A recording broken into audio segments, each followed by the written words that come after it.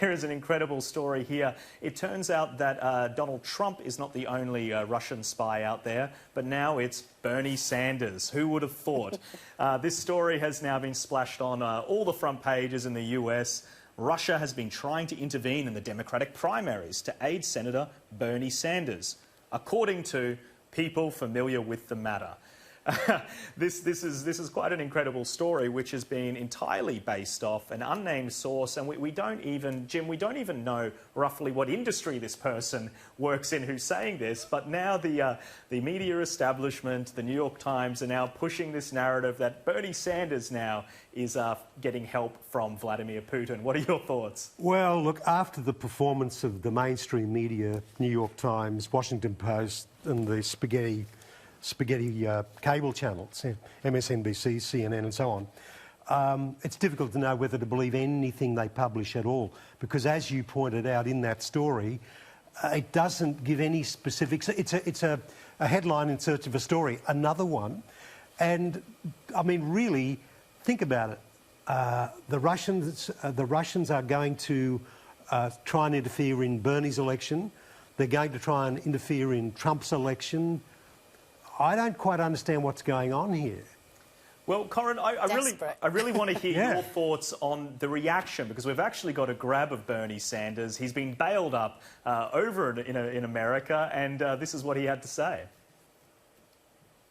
From U.S. officials, and why did you not reveal this publicly? Excuse me? Why did you not reveal this publicly? Because I go to many intelligence briefings which I don't reveal to the public. Look, let me just say a word about Russia. Mr. Putin is a thug. He is an autocrat. He may be a friend of Donald Trump's. He's not a friend of mine. And let me tell Mr. Putin, the American people, whether you're Republicans, Democrats, Independents, are sick and tired of seeing Russia and other countries interfering in our elections. The intelligence community has been very clear about it. Whether Trump recognizes it or not, or acknowledges it or not, they did interfere in 2016. The intelligence community is telling us they are interfering in this campaign right now, in 2020. And what I say to Mr. Putin, if elected president, trust me, you are not going to be interfering in American elections. Senator, when were you briefed on this? I'm guessing about a month ago. And what are you going to do now that you know this? Well, it was not clear what role they're going to play. We were told that Russia, maybe other countries, are going to get involved in this campaign. And look, here is the message to Russia. Stay out of American elections. And what they are doing, by the way, the ugly thing that they are doing, and I've seen some of their, their tweets and stuff, is they try to divide us up. That's what they did in 2016. And that is the ugliest thing they're doing, is they are trying to cause chaos. They're trying to cause hatred in America. It's an ugly business. And all of us have got to say, sorry, you're not going to do this in this election. And again, as President of the United States, Mr. Putin, you will not interfere in our elections. Well, Russia. It is the allegation that Bernie himself has been levelling at his political opponents.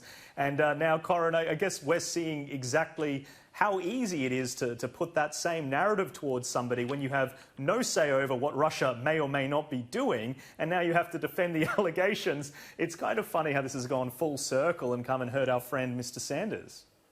It's so ridiculous. I can't believe that, Russia is back. Here we are again.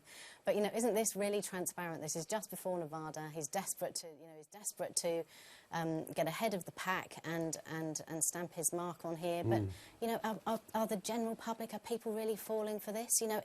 Trump is in such a strong position, and, he came out as the winner through the whole impeachment ridiculousness. It was a complete fiasco.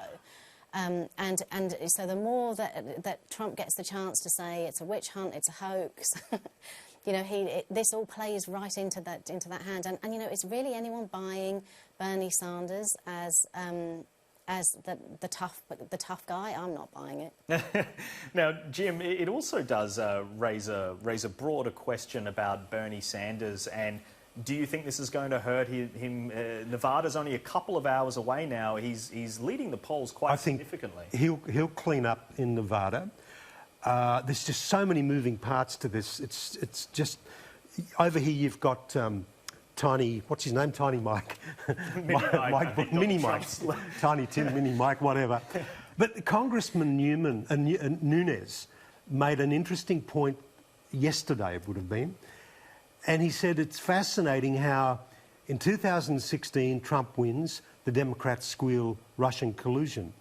In 2020, they are now squealing, trying to get ahead of the narrative so that when Trump wins, or Bernie wins, they can say Russia collusion again, Russian interference again. But they never said anything about Russian interference or collusion when the Democrats cleaned up in the midterms in 2018. Yes, it funny was all that. absent. Crickets. So we've actually got some polling because this is quite important because Nevada, it's about to kick off in a couple of hours. So let's go through it. Bernie Sanders, he's sitting at 30.5%, and this is live polling which is being conducted, and it doesn't appear to have been affected at all by this New York Times article and the allegations. Pete Buttigieg is following at 15.3%. Joe Biden hanging in there at 14.4%. Unfortunately for poor old Joe, the threshold, the delegatory threshold is 15%. So if he does rock up to Nevada in a couple of hours and come away with 14.4%, he will miss out on having a single delegate yet again. Elizabeth Warren is still hanging in at 11.8%, Tom Steyer at 10.2%, and Bloomberg, Corin, has fallen all the way down to 9.1% after those horrible gaffes with Warren. What are your thoughts? Really quick, just before the break. He's just had a complete shocker, hasn't he? And, you know, Elizabeth Warren, credit to her, she really gave him an ear bashing for those couple of hours. But what's going to happen next? Let's see. I think she's drifting away.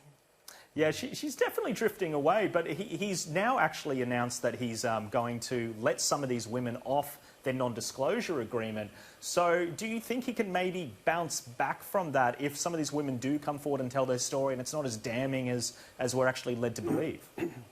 No, it's only 3 women, and it's women who have only made complaints, done NDAs, so non-disclosure arrangements with agreements with him, not with the company or other kind of other members of staff or that kind of thing. And I just he was so underprepared. He just sank, didn't he? You know, he's gone, done. Yeah, definitely. And Jim, it's really interesting because he's letting 3 off, but we know that there are multiple women, potentially dozens, that have engaged in this relationship. Why just 3? Why not? Why so specific? Well, he's saying that the 3 that he's declaring are ones that he's had direct involvement in. Bad joke here or whatever. Sure. The others are more of a corporate nature about the way the place operates. But Mini Mike, this is a corporate takeover of the Democrat. It's a leveraged buyout of the Democrat. I mean, this guy's worth 60 billion or 55 billion, and so he can spend. And he has said if he doesn't get the nod, the nod from the Democratic Party, he will donate the rest of the billion or whatever it is he was going to spend to whoever does get the nod. So there's going to be a lot of money sprayed around over this. A lot of money. And he's a billionaire on a whole another level than Donald Trump. Absolutely. But it doesn't appear to be sticking.